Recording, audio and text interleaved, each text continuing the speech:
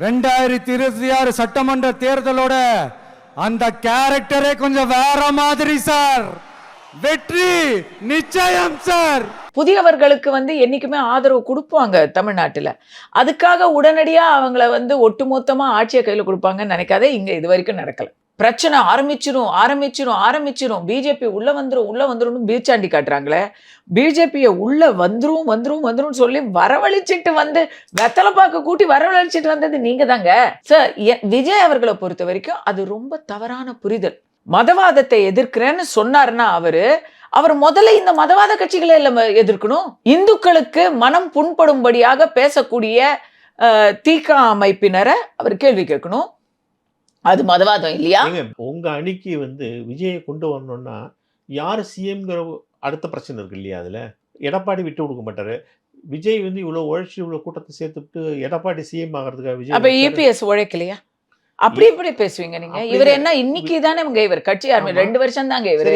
விஜய் அவர் தன்னை ஒரு பவன் கல்யாணம் ஆக விரும்பல. அவரு தன்னை ஒரு பவன் கல்யாணுக்காக இவ்வளவு உழைக்கிறாரு. அப்ப அவர் யாராக விரும்புறாரு?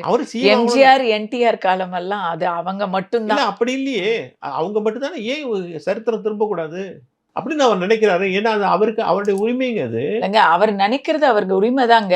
அவருக்கு அந்த கூட்டம் இருக்குன்னு நினைக்கிறாரு. அவரு எனக்கு அந்த செரிஷ்மா இருக்கு, எனக்கு அந்த கூட்டம் இருக்குன்னு நினைக்கிறாரு அவரு. நம்ம அவருடைய அரசியல் பாதையை வாழ்த்துறோம், வரவேற்கிறோம்.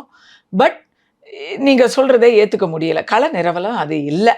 மைனாரிட்டி ஓட்டு யாருக்கு போகணும்னு நினைக்கிறீங்க? மைனாரிட்டி ஓட்டு கண்டிப்பாக இப்போ திமுக மைனாரிட்டியின் ஒட்டுமொத்த குத்தகையை எடுத்து வச்சிருக்கிறாங்க அப்படின்ற ஒரு இதை கொடுத்துருக்காங்க இல்லையா? ஒரு பர்செப்ஷனை கொடுத்துருக்காங்க இல்லையா?